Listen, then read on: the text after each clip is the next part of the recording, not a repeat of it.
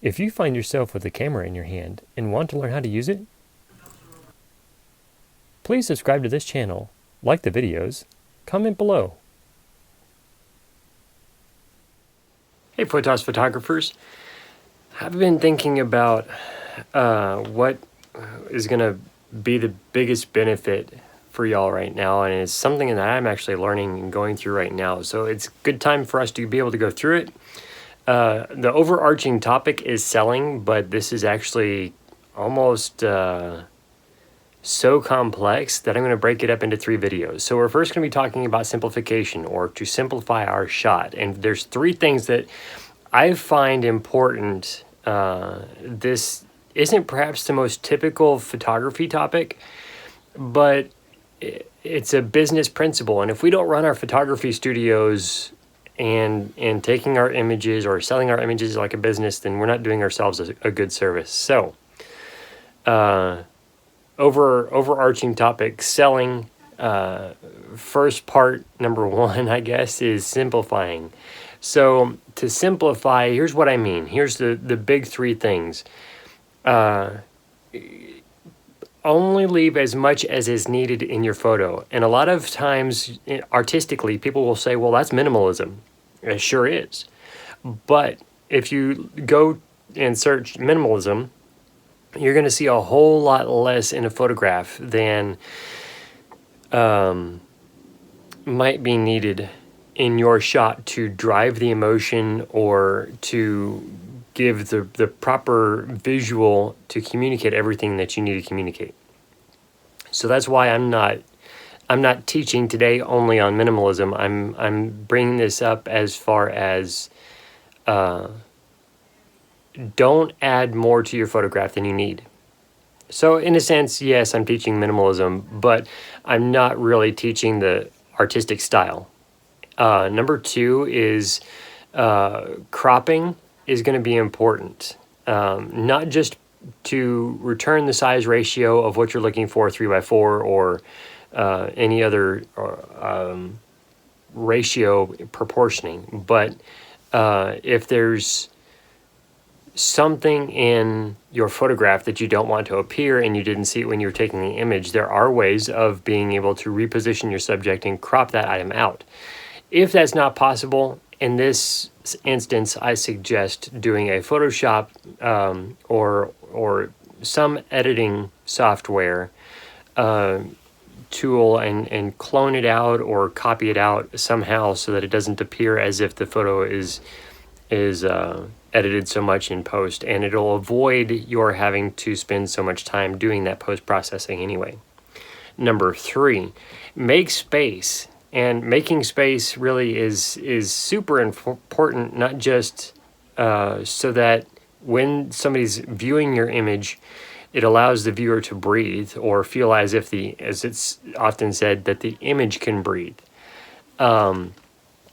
Whether that's a person you're taking an image of, a creature, bird, quadruped, a 4-footed animal, it really doesn't matter. Whatever your subject is, you don't want anything to subtract from it. So that's one of the reasons why we're talking about simplification, or simplifying our objects in the image. Now, if you're shooting in a studio and you can remove things from the set top so that it's more simplified, clearer to understand the message of the photograph, even better. So minimalism, I wouldn't say to necessarily hesitate going and looking it up, but basically what it is if you see a really nice looking classic truck, maybe it's not in the best condition, but there are things about it that just, it takes you back into your memories and you love looking at those things and you're going, oh, I remember the day when. Start thinking about the aspects that mean so much to you. Don't just take a shot of the overall truck trying to capture it all. Take specific images, 3, 4, 5 of the details, the things that you remember. Maybe it's a shot from outside the truck, through the window, through the steering wheel, at the dashboard. I mean, that's minimalistic enough, keeping the shot items to a minimum. You're not necessarily catching the window, so there's not a cloudiness to whatever may be stuck to the glass. Or if the window's rolled down, you're not catching any, not catching anything. It's the doorway isn't even cropping from around the window of your shot. So the only cropping then you would see of the actual item in a photograph would be the steering wheel, unless you shot through the steering wheel completely and it were cropped out of the frame as well. But you're capturing the detail of the manufacturer's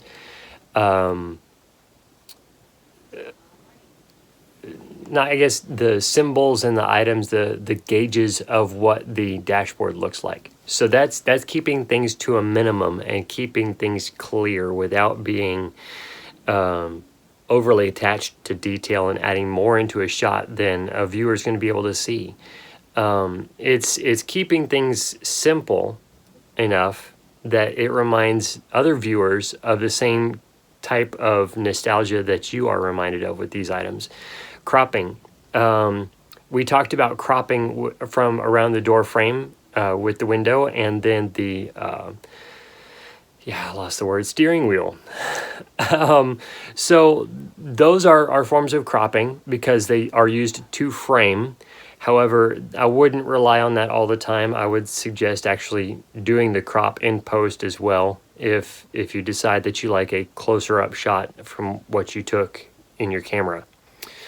But then making space, perhaps you need to take a different angle at your subject so that there is more space around your subject, but still framed by trees or whatever the case may be. But that way, whatever's in the foreground or background toward your subject within your camera's view is not in the way because you're shooting at a different angle and that item just doesn't appear in the second viewpoint.